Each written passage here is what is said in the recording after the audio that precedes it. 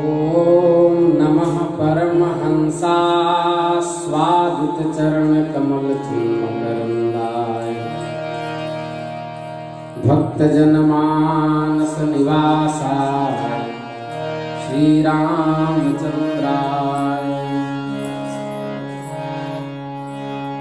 वागीशायस्य वदने लक्ष्मीर्यस्य च वक्षसि यस्यास्ते हृदये संवित्तं नृसिंहं भजे। विश्वसर्ग विसर्गादि नवलक्षणलक्षितं श्रीकृष्णाख्यं परं धाम जगद्धाम नमामि तत्।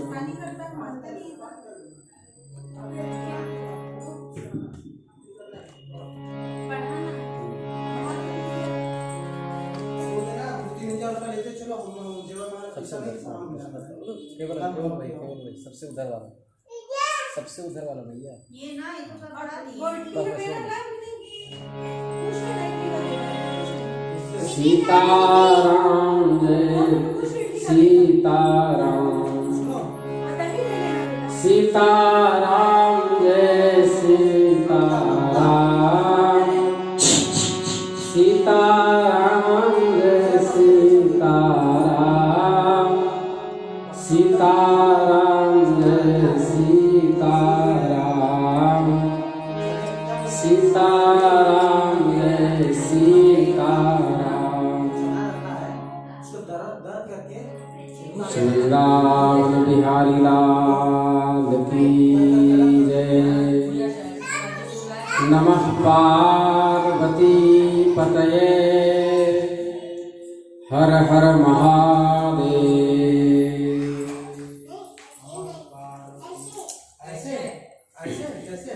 अनंत कोटि ब्रह्मांड नायक सर्वैश्वर्य परात्पर प्रब्रह्म सर्वात्मा निखिल हेय प्रत्यनेक भगवान श्री हरि की महती कृपा करुणा से हम आप सब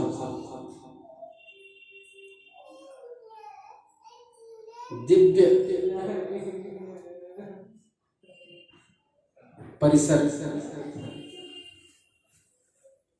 काशी में बैठकर सत्संग लाभ प्राप्त कर रहे हैं। एकादश स्कंद में कल हम लोगों ने सुना अवधूत शिरोमणि भगवान दत्तात्रेय के उपदेशात्मक कथनों को,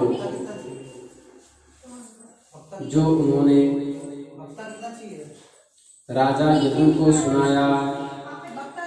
अब इसके बाद भगवान श्री कृष्ण उद्धव से वर्णाश्रम धर्म का निरूपण कह रहे हैं। वर्णाश्रम क्या है?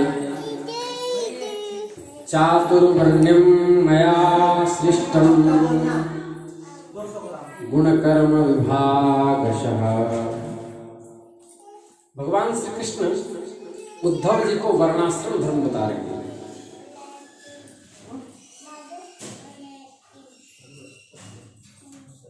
कहना नहीं चाहिए, किंतु जितना प्रचार स्वामी विवेकानंद का हुआ उतना प्रचार धर्म सम्राट कृपात्री महाराज जी का क्यों नहीं हुआ? ये प्रश्न उठता है। इसका कारण है क्योंकि श्री धर्म सम्राट जी जो धर्म चक्र चूड़ामणि थे, उनका संपूर्ण जीवन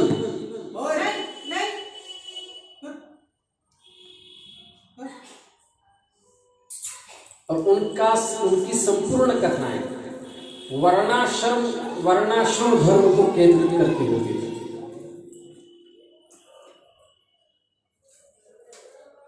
और आजकल सभी जातियों को एक कर दो, ब्राह्मण क्षत्रिय वैश्य शूद्र एक तराजू पे तोले जाएं। इन कथनों का राजनीतिकरण करके इनका इतना अध्यास बढ़ा दिया गया कि अब ब्राह्मणों का लोग अपमान करने लगे।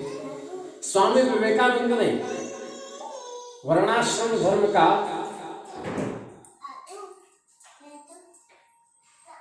आश्रय नहीं लिया। उन्होंने ब्राह्मण क्षत्रिय वैश्य शूद्र की चर्चा ही नहीं की। जो वर्णाश्रम धर्म को केंद्र में करेगा उसके पास जनता बहुत कम आएगी।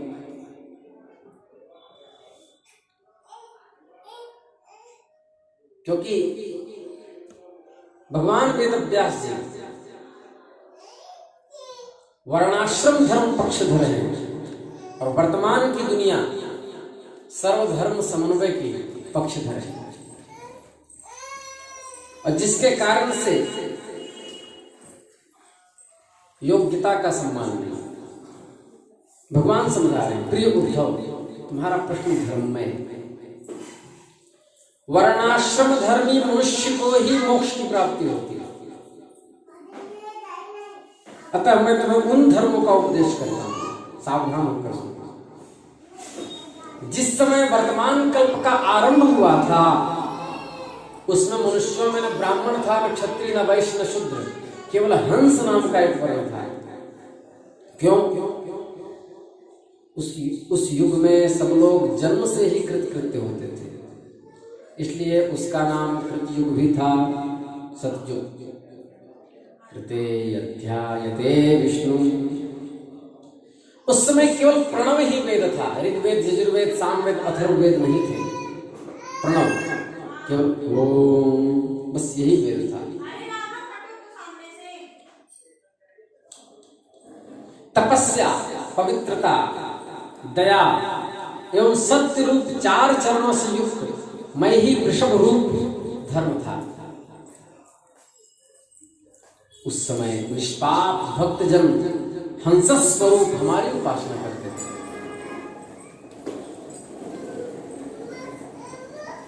हे उद्धव, सतयुग के बाद त्रेता युग का आरंभ होने पर मेरे हृदय से श्वास प्रश्वास के द्वारा ऋग्वेद, सामवेद और यजुर्वेद रूपी त्रयी विद्या प्रकट हुई।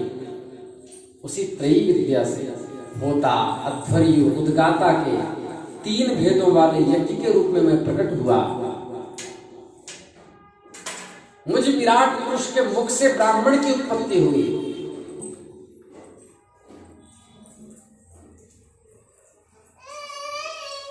विप्र क्षत्रिय वृक्षशूद्रा मुख बाहु रूपादजाहा पैराजा पुरुषात् जाता य आत्माचार लक्षणाः।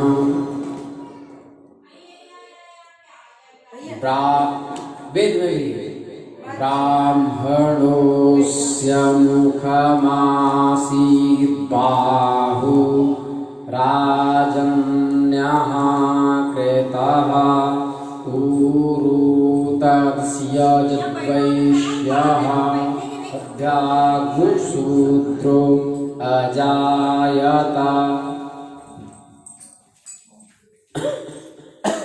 विराट पुरुष के मुख से ब्राह्मण की उत्पत्ति हुई।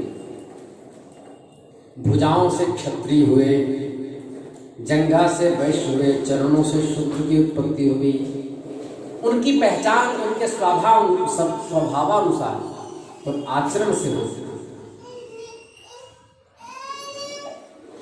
मेरे ही पूर्व स्थल में गृहस्थाश्रम, हृदय में ब्रह्मचर्याश्रम, वक्षस्थल में वानप्रस्थाश्रम और मस्तक से संन्यास आश्रम की उत्पत्ति होती है।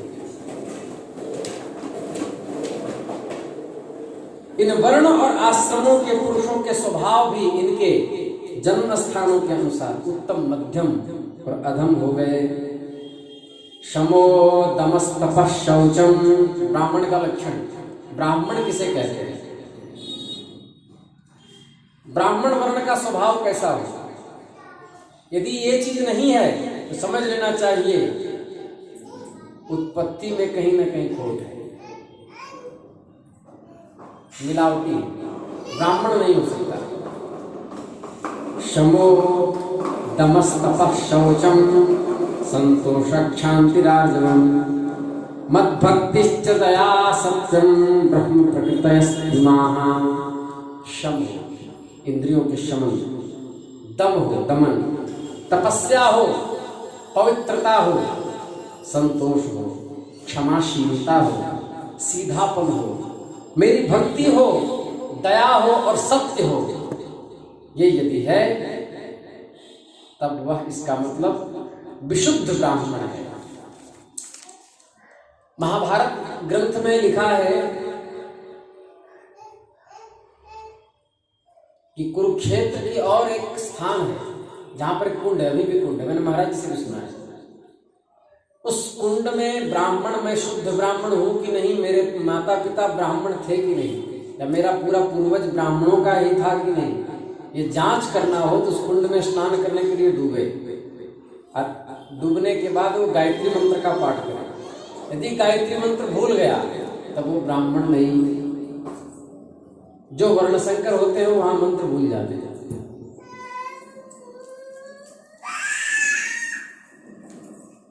क्षत्रिय का क्या स्वभाव?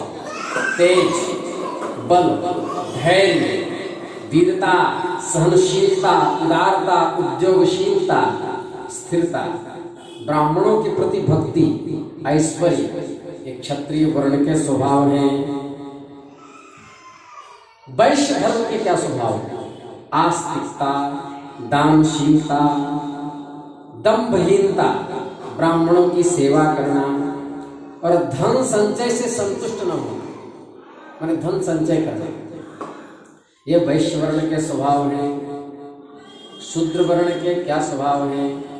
शुश्रूषणं द्विजगवां देवानां चाप्तुमायया तत्र लब्धे न संतोषः शूद्र प्रकृतयस्त्रिमाः।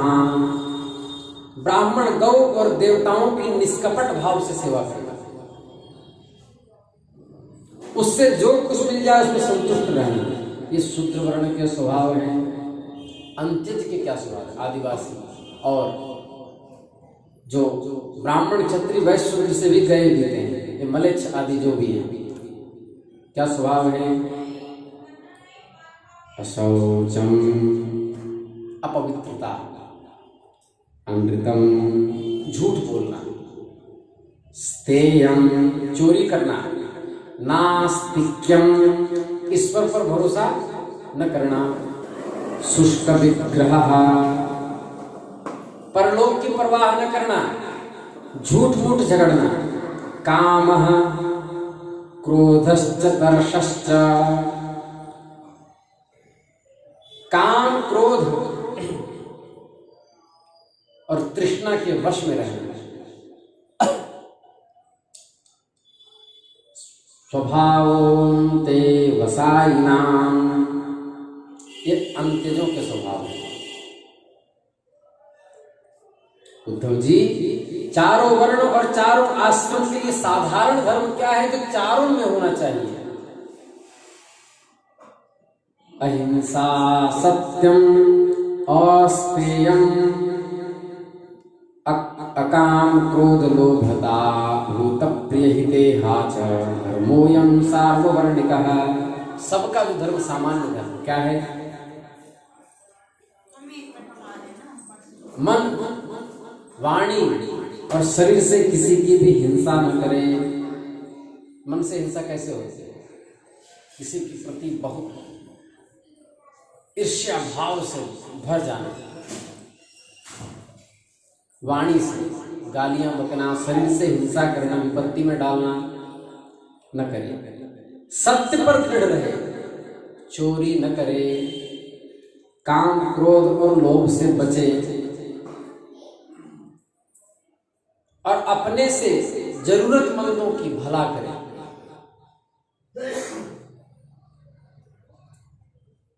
आज ही उसमें श्रीमद् भगवद गीता में आया, सन्यासी के अतिरिक्त सबको दान करना चाहिए। और सन्यासी भी यदि धनवान कहीं प्रारब्धवशात हो गया तो उसको भी दान करना चाहिए, क्योंकि अपने उपभोग के वस्तु के अतिरिक्त जितने भी अतिरिक्त चीजें भगवान के द्वारा मिली वो केवल दूसरों के लिए दी गई हैं। इसलिए यहां पर लिखा कि जिन कामों को करने से समस्त प्राणियों की प्रसन्नता हो उनका भला हो, वही करे।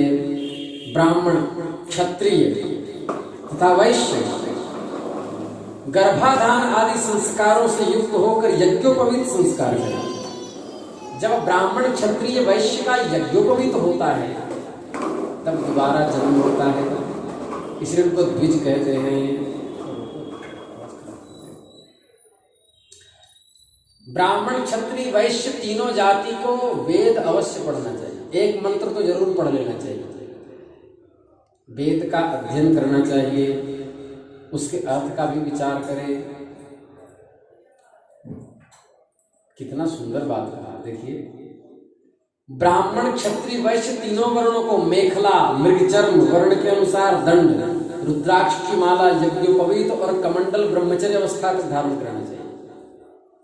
श्री कृष्ण क्षत्रिय थे, राम जी क्षत्रिय थे, उन्होंने धारण किया। सिर पर जटा रखे, जटिलो धौतद्वासो रक्तपीठः कुशान दधत्। शौकीनी के लिए दांत और वस्त्र न धोए। रंगीन आसन पर न बैठे, कुशा धारण करे। स्नान, भोजन, हवन, जप और मलमूत्र के त्याग के समय मौन रहे। कक्ष और शरीर के किसी भी अंग के बाल और नाखूनों को कभी न काटे। ब्रह्मचर्य अवस्था में पूर्ण ब्रह्मचर्य का पालन करें। रेतो नावकिरे जातु ब्रह्म व्रतधर स्वयं अवकिरणे वकाश्याप्सु यथा सुस्त्रिपदीं जपे। हर प्रकार से अपने ओज की रक्षा करें और कदाचित उसमें असफल हो तो जल में स्नान करके प्राणायाम करे, गायत्री का जप करे। ब्रह्मचारी को पवित्रता के साथ एकाग्रचित होकर अग्नि, सूर्य, आचार्य, गौ, ब्राह्मण, गुरु, वृद्धजन और देवताओं की उपासना करनी चाहिए। सायंकाल और प्रातः काल मौन होकर के संध्या और गायत्री का जप करना चाहिए। आचार्य को आचार्यं मां विजानीयात् नावमन्येत करहिचित् नमृत्य बुद्ध्या सूयेत सर्वदेवमयो गुरु। कितनी बड़ी बात है। आचार्य को मेरा ही स्वरूप समझे, जिनसे दीक्षित हो, कभी उनका तिरस्कार न करे, उन्हें साधारण मनुष्य समझकर दोष दृष्टि न करे, क्योंकि गुरु सर्वदेवमय होता है। सायंकाल, प्रातःकाल ब्रह्मचारी दोनों समय भिक्षा लेकर के जाए, गुरुदेव के आगे रख दे। केवल भोजन ही नहीं, जो कुछ हो सब, तदनंतर उसके आज्ञा अनुसार बड़े संयम के साथ भिक्षा आदि का यथोचित उपयोग करे। यदि आचार्य जाते हो तो उनके पीछे पीछे जाए। उनके सो जाने के बाद बड़ी सावधानी के साथ कुछ दूरी पे सोए।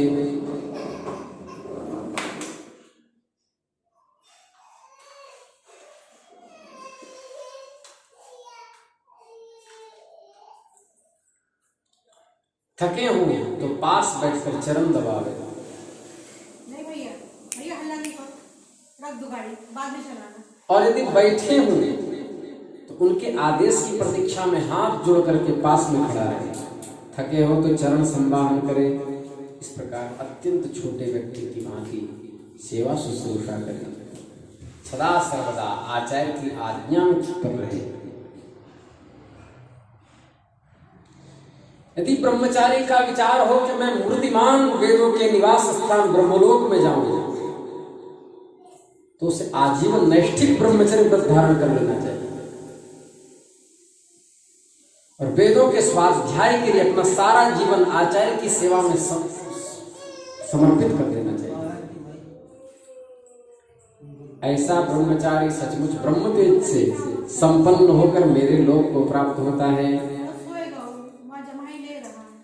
ब्रह्मचारी वानप्रस्थ और सन्यासी को नहीं स्त्रियों का स्पर्श नहीं करना चाहिए, उनसे बातचीत अधिक नहीं करना चाहिए, दृष्टिपात भी नहीं करना चाहिए। हे उद्धव, पवित्रता, आचमन, स्नान, संध्योपासन, सरलता, तीर्थ सेवन, जब समस्त प्राणियों में मुझे देखना, मन, वाणी और शरीर का संयम करके ब्रह्मचारी, गृहस्थ, वानप्रस्थ और सन्यासी सभी के लिए एक सा नियम, अस्पृश्यों को नहीं छूना चाहिए। अस्पृश्य मतलब मांसभक्षी, स्वपक्ष, कुत्ते का मांस खाने वाले, शराब पीने वाले, इनका स्पर्श भगवत प्राप्ति लक्ष्य जिनका है उनको नहीं करना चाहिए, पुण्य नष्ट होता है। कदाचित रास्ते में चलते हुए यदि ऐसा हो तो स्नान करना चाहिए। बहुत ज्यादा आवश्यकता है तो हाथ पांव तो धुल ही लेना चाहिए, स्वयं से स्पर्श नहीं करना चाहिए। जिनसे बोलना नहीं चाहिए उनसे न बोले, इस सबके लिए नियम है, ब्रह्मचारी के लिए भी, गृहस्थ के लिए भी, सन्यासी के लिए भी, वानप्रस्थी के लिए भी। यदि नैष्ठिक ब्रह्मचर्य ग्रहण करने की इच्छा न हो तो गृहस्थाश्रम में प्रवेश करना चाहते हैं तो विधि पूर्वक वेदाध्ययन समाप्त करके आचार्य को दक्षिणा देकर उनकी अनुमति लेकर समावर्तन संस्कार करवावे और स्नातक बनकर ब्रह्मचर्याश्रम छोड़े। ब्रह्मचारी को चाहिए कि ब्रह्मचर्याश्रम के बाद गृहस्थ अथवा वानप्रस्थ आश्रम में प्रवेश करे। यदि ब्राह्मण हो तो सन्यास भी ले सकता है, अथवा उसे चाहिए कि एक आश्रमात् आश्रमं गच्छेत् नान्यथा मत्परश्चरेत्, विपरीत क्रम में नहीं आ जाए, आश्रम से आश्रम की ओर जाए। मतलब पहले ब्रह्मचर्य, फिर गृहस्थ, फिर वानप्रस्थ, फिर सन्यास। कदाचित कोई सन्यास लेकर विवाह करता है तो उसको स्त्री के शरीर में जितने रोम होते हैं उतने 1000 वर्ष तक विष्ठा का कीड़ा बनना पड़ता है और नरक भी भोगना पड़ता है। उसको आरूढ़ पतित कहते हैं। सन्यास लेकर के विवाह करने का अधिकार कहीं भी शास्त्रों में नहीं। इसलिए सन्यास सोच समझ करके ले। यदि सामर्थ्य हो, जितेंद्रिय हो, भगवान में अनन्य निष्ठा हो तभी इस मार्ग को चुने, नहीं तो पूरा जीवन खराब हो जाएगा। उसको आरूढ़ पतित कहते हैं। क्या लाया? क्या? एक बहुत किसी गुप्त ग्रंथ में हमने पढ़ा और महात्माओं से भी सुना, कदाचित सन्यासी अपने पद से भ्रष्ट हो जाए तो भी उसे विवाह नहीं करना चाहिए, प्रायश्चित करना चाहिए। देवताओं के आवाहन पूर्वक यदि विवाह करेगा तो उसको विष्ठा का कृमि 60,000 वर्ष तक बनना पड़ेगा और नरक भी भोगना पड़ेगा।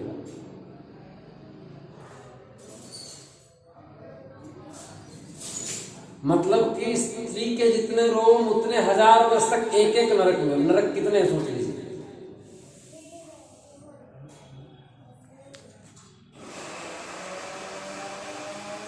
यदि ब्रह्मचर्य आश्रम के बाद गृहस्थाश्रम स्वीकार करना हो तो ब्रह्मचारी को चाहिए कि अपने अनुरूप संपन्न शास्त्रोक्त लक्षणों से कुलीन कन्या से विवाह करे।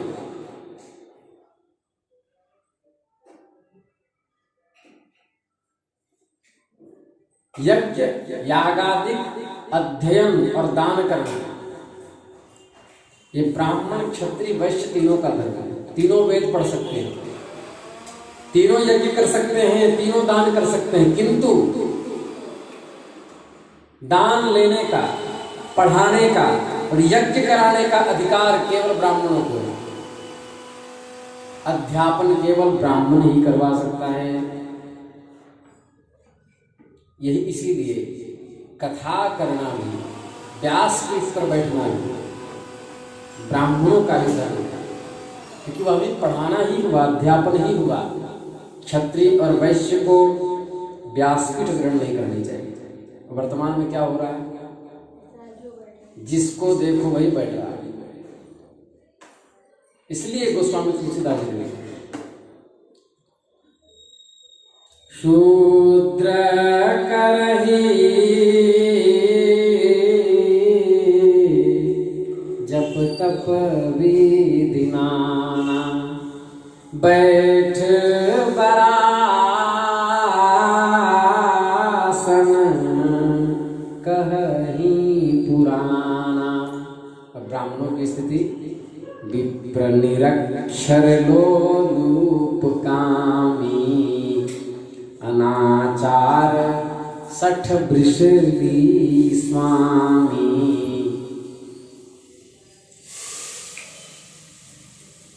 पढ़ाने का अधिकार केवल ब्राह्मणों को है। प्रतिग्रहोध्यापनम च ब्राह्मणस्येवया जनम।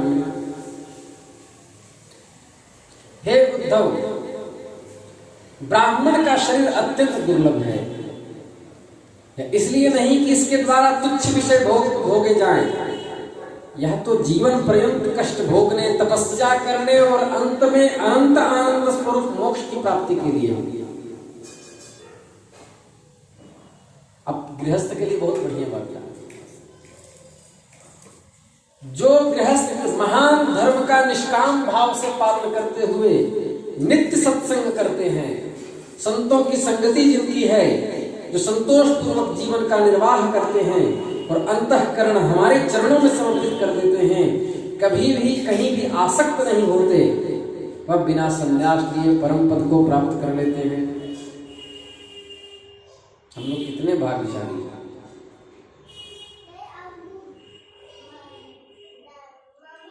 यदि ब्राह्मण अध्यापन यज्ञ यागादि से यदि अपनी जीविका न चला सके तो वैश्य वृत्ति का आश्रय लेगा। जब तक विपत्ति दूर न हो जाए तब तक करे, बस विपत्ति दूर हो तो फिर अपने धर्म में आ जाए, इतना छूट है।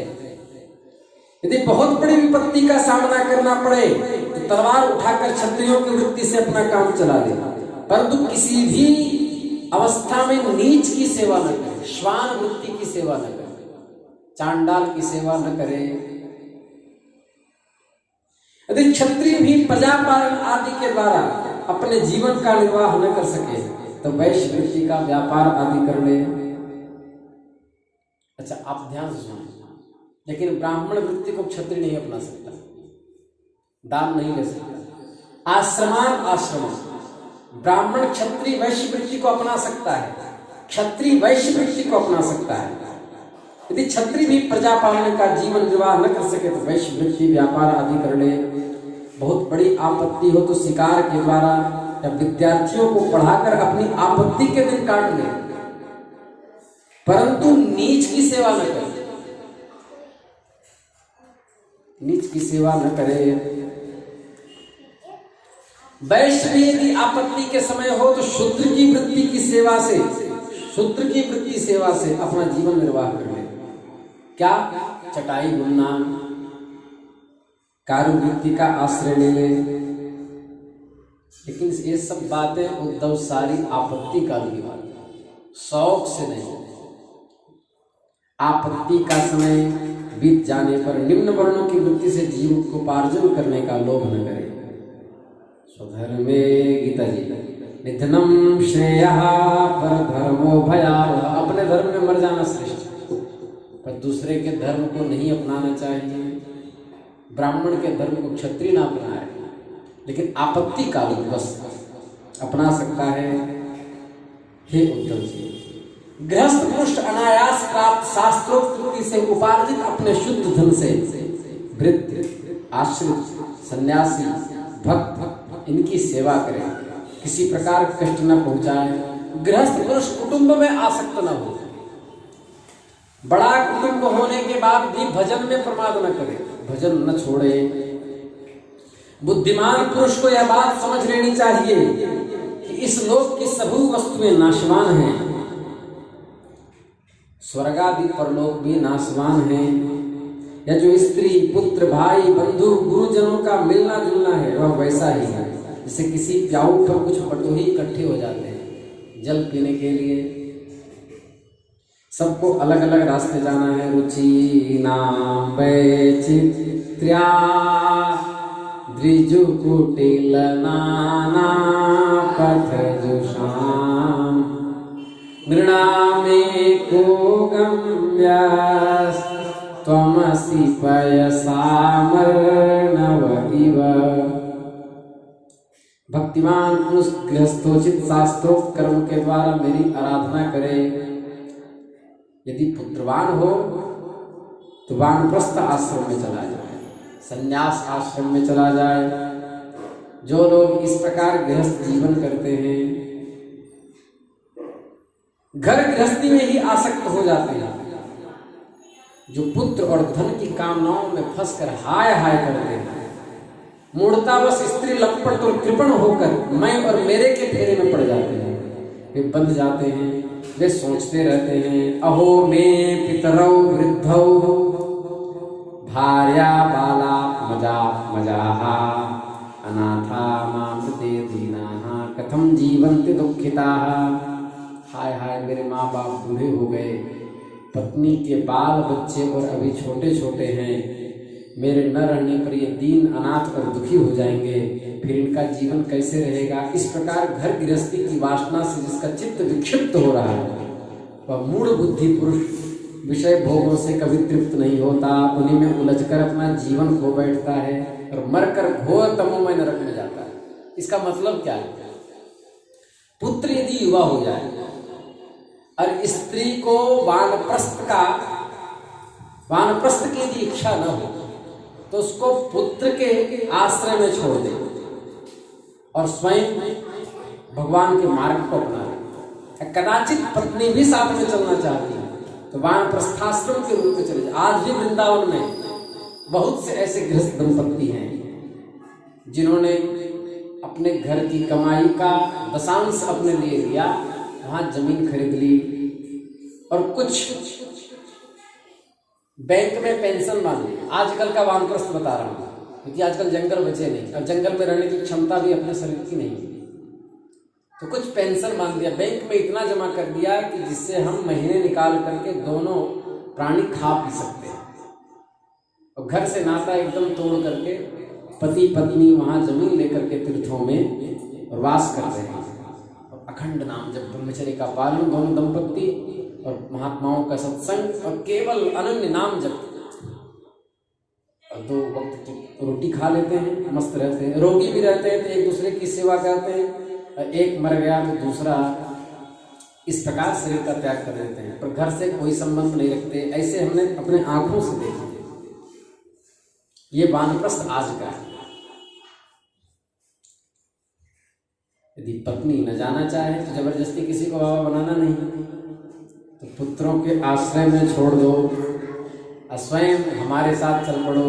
हर हर महादेव शंभो काशी विश्वनाथ गंगे, बाबा संतों के संगे बाबा भक्तों के संगे, बाबा दुखियों के संगे बाबा सुखियों के संगे। हर हर महादेव शंभो काशी विश्वनाथ गंगे, बाबा पार्वती संगे बाबा अमरनाथ संगे। हर हर महादेव शंभो काशी विश्वनाथ गंगे। जब घर में तिरस्कार हो या लगे कि अब संसार किसी काम का नहीं रहे, तब स्वामी जी के साथ चल करें, चकाचक आनंद लिया जाए, तब हमारे साथ चले आना चाहिए। वन में जाए, फलों से शरीर का निर्वाह करें, वस्त्र की जगह वृक्षों की छाल पहने। बताइए कैसे मनुष्य शत्रुपा आदि का जीवन कैसा रहा हो। कहते हैं पहले के लोग भी गृहस्थ थे, लेकिन उनका गृहस्थ तो देखो, पति पत्नी ध्यानावस्था में बैठकर हजारों हजारों वर्ष तक समाधि में रहते थे। तभी तो भगवान का साक्षात दर्शन होता था। जल में घुसकर निकलकर स्नान कर ले, धरती पर ही पड़ा रहे। ग्रीष्म ऋतु में पंचाग्नि तपे, आदि महात्मा तपते हैं। वर्षा ऋतु में खुले मैदान में रहकर वर्षा की बौछार सहे, जाड़े के दिन गले तक जल में डुबा रहे। इस प्रकार घोर तपस्या में जीवन सन्यासी व्यतीत करे। चतुर्थाश्रमी कंद मूल को आग में भूनकर खा ले अथवा फल को खा ले।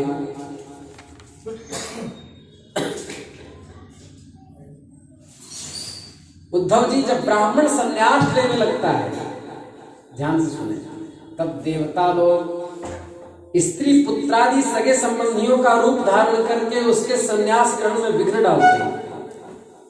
वे सोचते हैं कि अरे यह तो हम लोगों की अवहेलना करके हम लोगों को लांघकर परमात्मा को प्राप्त होने जा रहा है, कोई रोको इसे, ये कहीं बाबा जी ना बन जाए। महात्मा को कैसे रहना चाहिए? दृष्टिपूतम न्यसेत् पादम, वस्त्रपूतम जलम पिबेत्, सत्यपूतम वदेत् वाचम, मनःपूतम समाचरेत्। नेत्रों से धरती को देखकर पैर रखे। विजय कृष्ण गोस्वामी जी महाराज अपने साधकों से कहते थे, जितेंद्रिय होना हो 10 घंटे अपने अंगूठे को देखते रहो, 1 वर्ष में सिद्ध हो जाओगे, सारी सिद्धियां मिल जाएगी। ये यहीं से उठी हुई बात। दृष्टिपूतम न्यसेत् पादम, कपड़े से छान कर जल पिए कि धोखे से भी कोई कीड़ा मकोड़ा मुंह में न चला जाए। इससे जितेंद्रिय हो जाएगा, संसार से आसक्ति समाप्त हो जाएगी।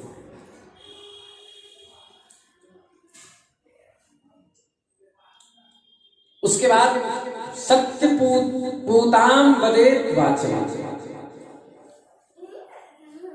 सत्य से पवित्र हुई वाणी निकाले और शरीर से मनःपूतम समाचरे, जो भी काम करे सोच विचार करके करे। बिना विचारे जो करे सो पाछे पछताए।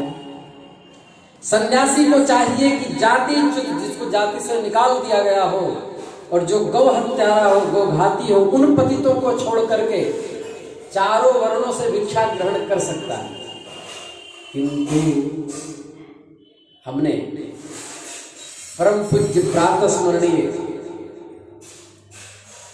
स्वामी श्री अमृतानंद सरस्वती जी महाराज से सुना, जो हमारे पूज्य गुरुदेव हैं, उनसे सुना कि यहाँ 4 वर्ण का अर्थ ब्राह्मण क्षत्रिय वैश्य शूद्र नहीं है। उस दिन कोई विद्वान आया था, शास्त्रार्थ हो रहा था, फिर हमें उन्होंने बताया कि यहाँ पर 4 वर्णों का श्रीधरी टीकाकार ने कहा, ब्राह्मण में ही 4 वर्ण, अभी हम पीछे कह चुके हैं। जो ब्राह्मण वृत्ति से रहे वो ब्राह्मण, जब आपत्ति पड़ने पर जो क्षत्रिय वृत्ति को अपना ले, अस्त्र शस्त्र धारण करके रक्षा में लग जाए, वह ब्राह्मण। जो ब्राह्मण आपत्ति काल में वैश्य वृत्ति को धारण कर ले, वह ब्राह्मण। या जो ब्राह्मण कारीगरी चटाई आदि गुण करके जीवन यापन आपत्ति काल में करे, जो शूद्र वृत्ति को धारण कर ले, वह ब्राह्मण। तो 4 ब्राह्मणों से भिक्षा ली जा सकती है। मतलब ब्राह्मण के यहाँ से ही भिक्षा ग्रहण सन्यासी करे। ये बात हमने स्वामी जी से सुनी। केवल अनिश्चित 7 घरों से जितना मिल जाए उतना ही, और यदि न मिले तो प्रारब्ध समझ करके मन मस्त हुआ तो क्यों बोले, मन मस्त हुआ तो क्यों बोले, हीरा पायो गांठ गठियायो, बार बार वा क्यों खोले, मन मस्त हुआ तो क्यों बोले। सन्यासी को अकेले ही विचरना चाहिए। हमने कल बताया था कि भगवान दत्तात्रेय जी ने कन्या को गुरु बनाया। वह जब ओखली में धान कूट रही थी तो उसके 9 चूड़ियां आपस में टकरा के ध्वनि कर रहे थे। उसने एक एक चूड़ियों को तोड़ दिया। जब अंतिम में 2 बचे तो वह भी आवाज कर रहे थे, उसको भी तोड़ दिया। जब एक एक चूड़ियां बची तब ध्वनि बंद हो गई। तो कहा, जय हो गुरुदेव, आपको प्रणाम है। वहां से भगवान दत्तात्रेय जी ने शिक्षा ली, जब तक कोई पास में रहेगा तब तक बजता रहेगा, राग द्वेष होता रहेगा, लड़ाई होती रहेगी, दंगा फसाद होता रहेगा। इसलिए विविक्त देश सेवित्वम गीता, हरिद्र जन संसदी, अकेला रहेगा, मस्त रहेगा, स्वस्थ रहे, अकेला रहेगा। सन्यासी को अकेले घूमना चाहिए, मित्र यार नहीं बनाना चाहिए, एकांत स्थान में रहना चाहिए, लेकिन वैसे स्थान में जहाँ भय की आशंका न हो, निद्रा अच्छे से आ जाए। ये पता नहीं कहीं बाघ ना आ जाए, कहीं व्याघ्र ना आ जाए, यदि जितेंद्रिय हो तब बात अलग है। इस प्रकार रहने वाला व्यक्ति, सन्यासी को किसी दिन यदि समय पर भोजन न मिले तो भी उसे दुखी नहीं होना चाहिए, और चकाचक भोजन मिले तो हर्षित नहीं होना चाहिए। चना मिले या मिले गंग जल, जो पूर्व भरता, काशी कभू न छोड़िए, विश्वनाथ दाता। श्रीमन नारायण नारायण नारायण,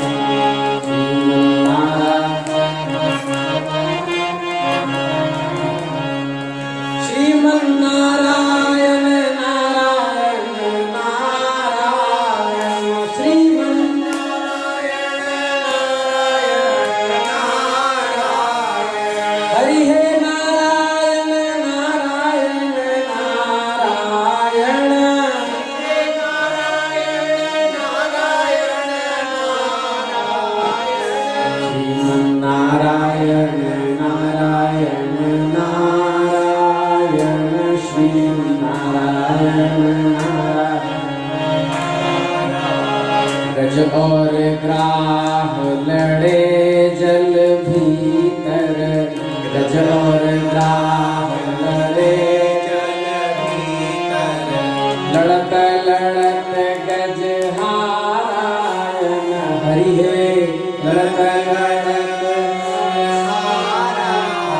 हे, नाक कान सब डूबन लागे, नाक कान सब डूबन लागे, गोविंद नाम उच्चारायण, हरि हे गोविंद नाम उच्चारायण, हे शंख चक्र गदा पद्म लिए हैं, शंख चक्र गदा पद्म लिए, गोविंद रूप अवतारायण, हरि हे नारायण नारायण नारायण, श्रीमन नारायण नारायण नारायण, हरि हे नारायण नारायण, पार्वती पतये हर हर महादेव। एक मिनट घबराओ नहीं, प्रेम से मोहब्बत से। वही तो